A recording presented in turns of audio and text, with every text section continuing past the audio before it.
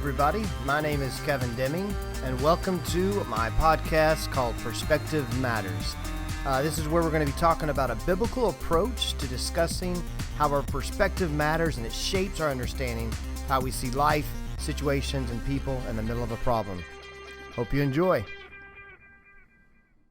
Hello, and welcome back to another episode of Perspective That Matters. Hope you're doing well today.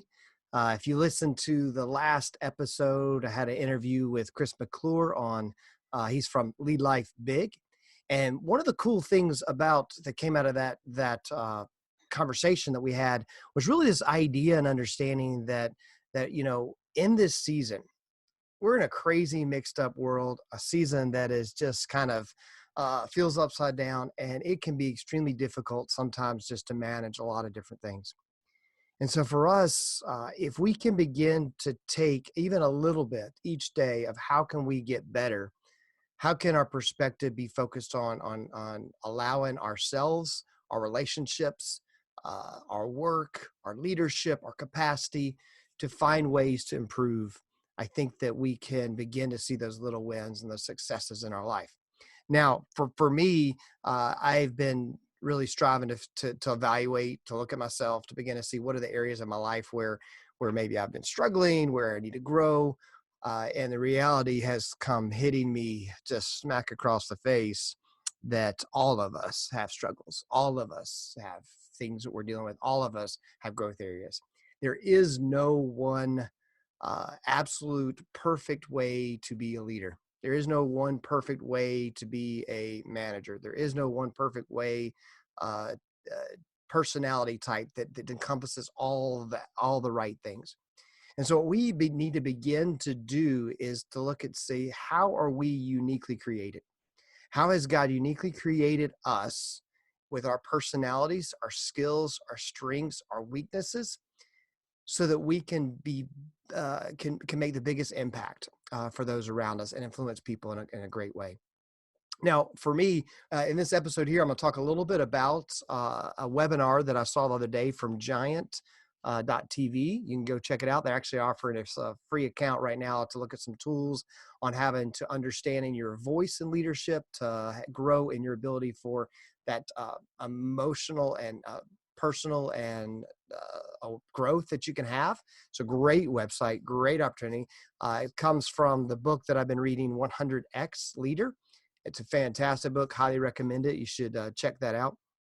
But as I do, we're going to look at that a little bit, and then we're also going to talk just a little bit about one of the questions that I think about when I'm trying to make decisions and trying to look at things and trying to go through some conversations.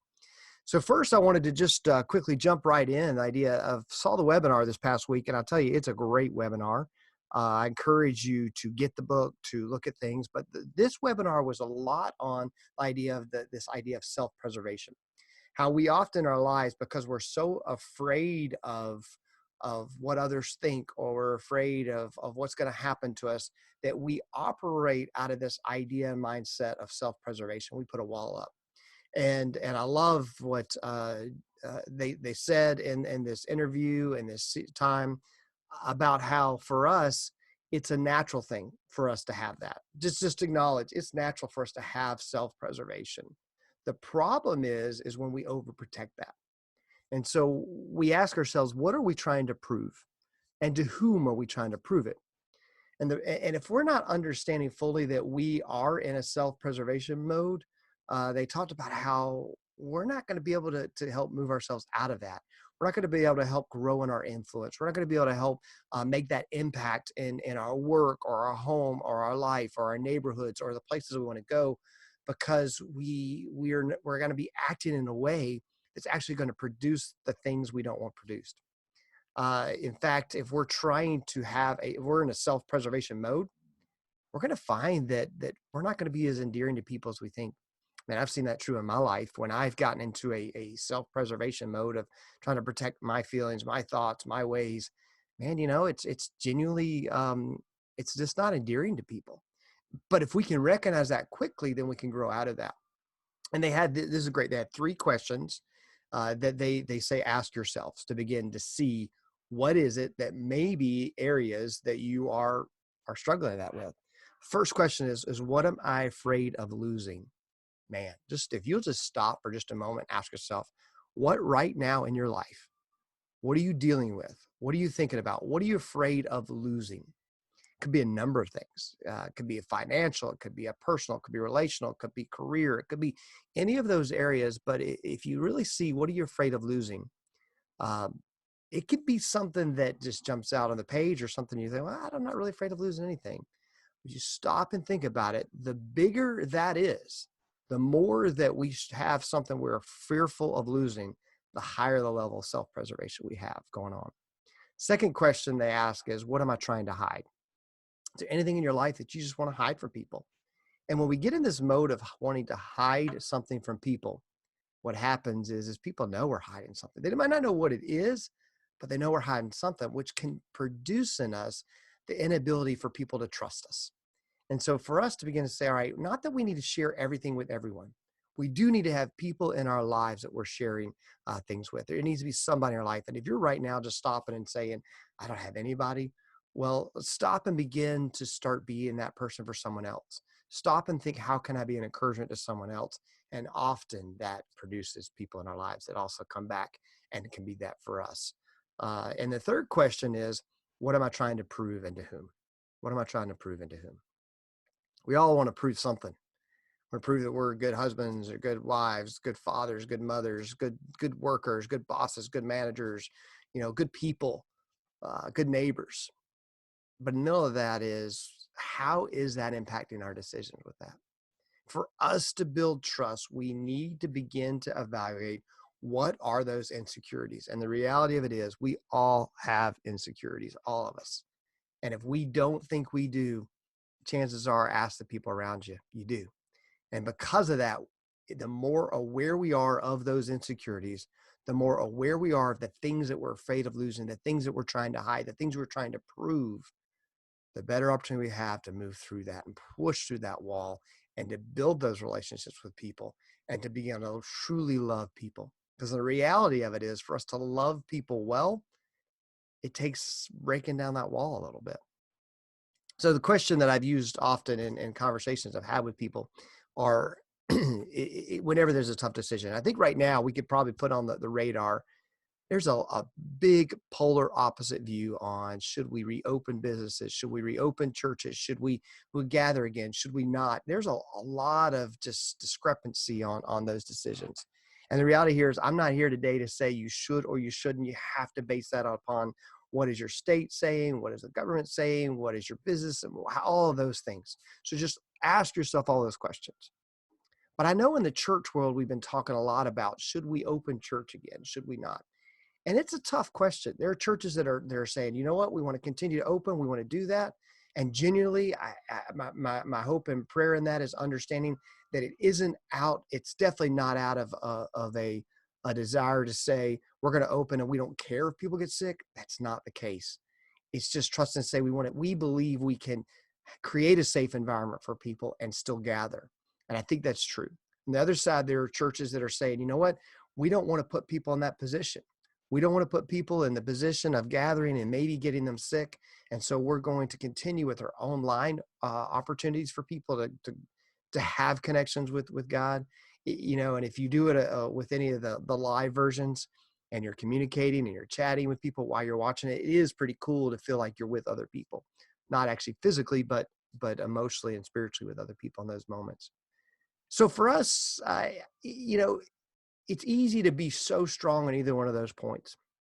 Now, for me, one of the questions you can ask if you're wrestling with these questions as a business team, as a church staff team, as a just in general, you can ask yourself this question: what am I afraid of if I don't open? What am I afraid of if we do open? And there's a really legitimate answers to both. I'm afraid if we do open that people might get sick, that people might catch this, that people might end up dying, that people, all those things. If we don't open up, if you're a business, it's like, I'm fearful of not having income, of not having a job, not be able to provide for my family. If you're a church, we open, we're fearful of the fact that maybe people might view us as someone who doesn't care, or that people might get sick. And if you're a church, we open, it's idea of, fearful if we don't open, that people might lose that touch with us and not want to come back, or might go somewhere else. And so as we wrestle with all of those decisions and things, it's a great conversation to have. And hopefully your team, whether it's church or business or wherever you're at, your community, you can begin to say, can we be on the same page? And if you're not, sit down and talk through those. And then ask yourself, well, why are we afraid of those things? And we begin to see that wall of self-preservation comes down, and it begins to see some cool things happen. Here's something interesting. Typically, when we have a very, very strong opinion about something, typically we're afraid of something. It's just kind of going to happen that if I come and say, I really think we should do this, what I'm saying is, I have a fear that if we don't do this, something will happen. So I want to encourage you the next time you feel very strongly about something, and it's not wrong to be strong about something. Absolutely. Be strong in your passion and pursuit of the things that matter to you. You should do that. But to get a right perspective, the next time you feel like your opinion, your way, your thing should be communicated very strongly and people should just get and understand what you have, remember, they have different fears than you. Remember, you have a fear too. Ask yourself, what are you afraid of happening if this doesn't happen the way that you want it to? As you begin to step back, maybe you take a perspective of seeing the other person's side and the other story. And maybe there's more to it on why someone isn't as passionate about what you are as you think as maybe you are. And hopefully today, as you begin to wrestle through this, you're beginning to think about that for yourself. And you're beginning to say, all right, what are the things in my life that I'm afraid of? What are the things I'm afraid of losing? What are the things I'm trying to hide? What are the things I'm trying to prove, and to whom? In the middle of all that, hopefully you begin to get a better perspective of why you feel about the things you feel, why you feel the way you feel. And hopefully we'll give a better perspective of God too. Now, in the middle of that, thank you so much for joining in today. Hopefully you'll continue to connect. I'll try to have more podcasts, at least about once a week, sometimes more. Could be a little less depending upon what's happening.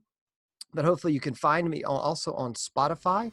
Just type my name in, Kevin Deming, Deming, and click on podcast. You'll see the Perspective Matters there. Find me on Facebook, Perspective in a Pandemic as well.